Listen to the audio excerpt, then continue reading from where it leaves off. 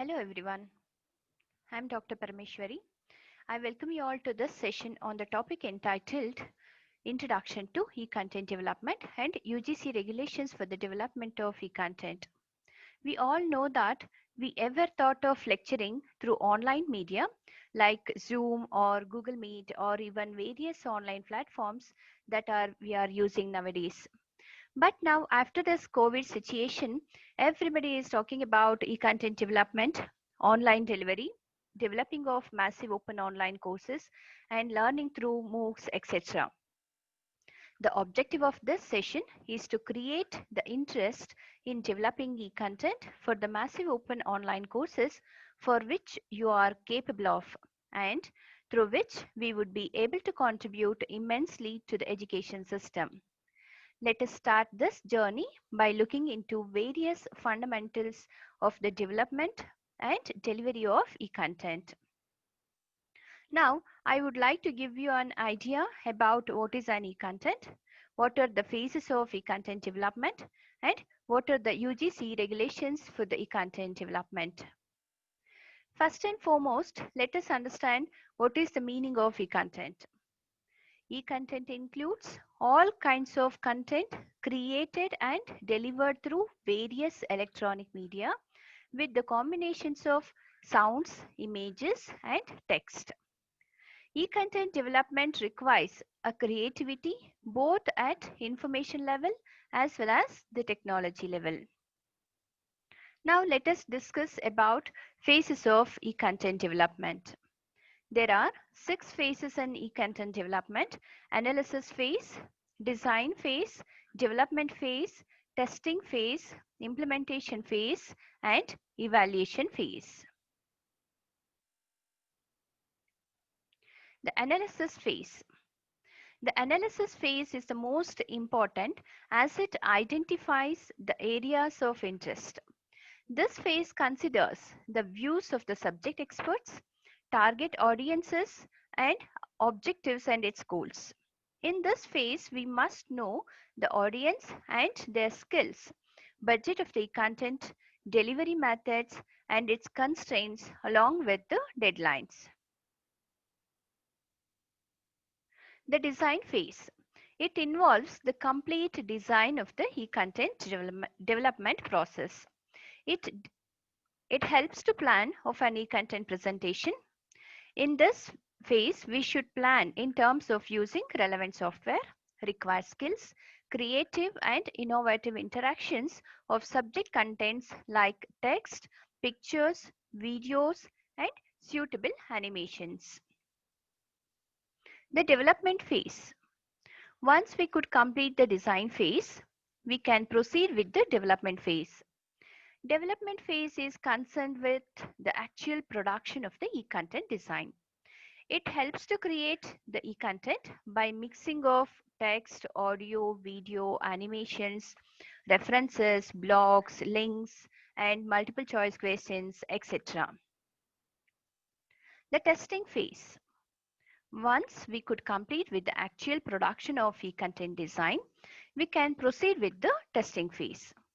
The testing phase helps to administer the e-content in the actual educational field.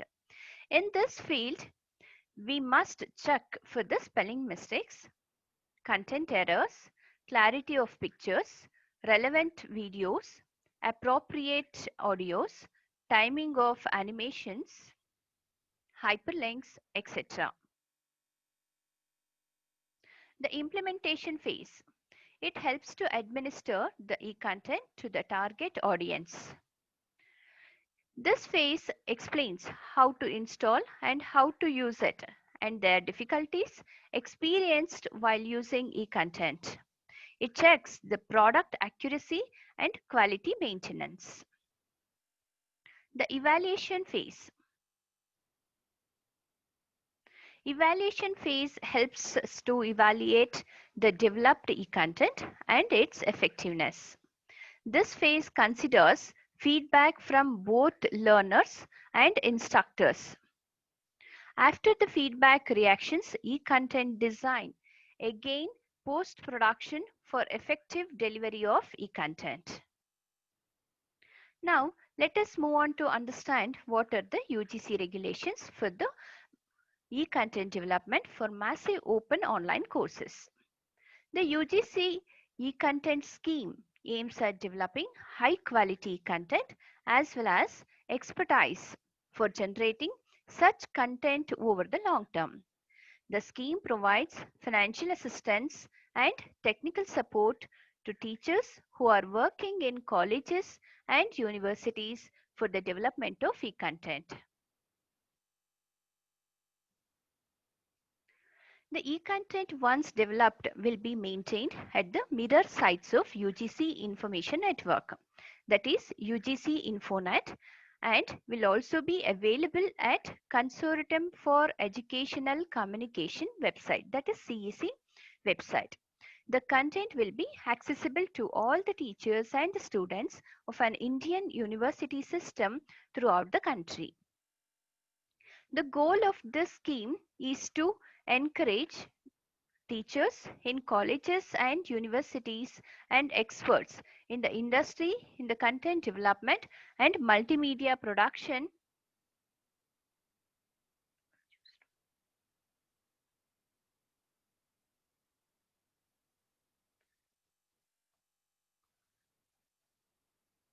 The goal of this scheme is to encourage teachers in colleges and universities and experts in the industry in e-content development and multimedia production to develop educational e-content in electronic format which is suitable for use in various teaching and learning programs. This scheme is open to teachers for all the subjects and all the disciplines.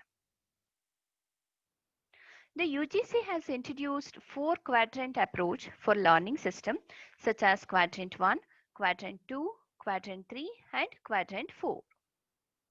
Quadrant 1 is e-tutorial which shall contain video and audio content in an organized form, animation, simulations, video demonstrations, virtual labs, etc., along with the transcriptions of the video. Quadrant 2 is e-content, which shall contain self-instructional material, e-books, illustrations, case studies, presentations, etc., and also contain web resources such as further references, related links, open source content on internet, video case studies, books including e-books, research papers, and journals. Quadrant 3 is the discussion forum, that is for raising doubts and clarifying them on a near real-time basis by the course coordinator or by his team. Quadrant 4 is the assessments, which shall contain problems and solutions, which could be in the form of multiple choice questions. Fill in the blanks, match the following questions, short answer questions, long answer questions, quizzes, assignments, discussion forum topics, and setting up of frequently asked questions, clarifications on general misconceptions.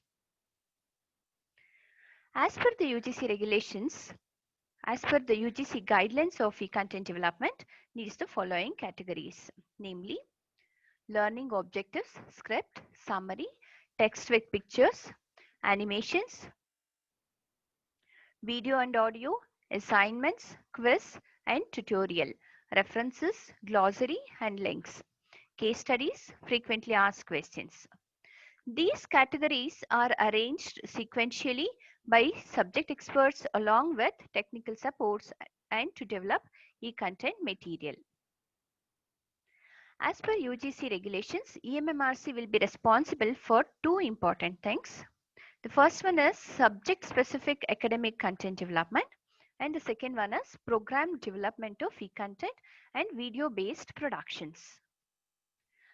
The UGC and CEC shall provide wide publicity and advertise the scheme in the newspapers nationwide and on the UGC website inviting applications for the development of e-content for online courses.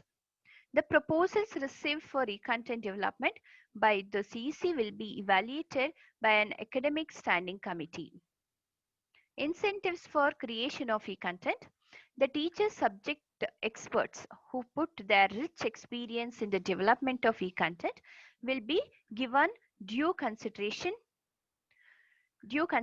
by considering their work on e-content development as equivalent to the publication in an international peer-reviewed journal or book, subject to the condition that notification in this regard issued by the UGC. Conclusion. E-content development process needs to be considered several aspects, such as content should follow appropriate instructional methodology in order to assure meeting of learning objectives and expected outcomes. A competent instructor in e-content is one who effectively and efficiently accomplishes a task in a given digital context using appropriate knowledge and skills. Thank you and happy learning.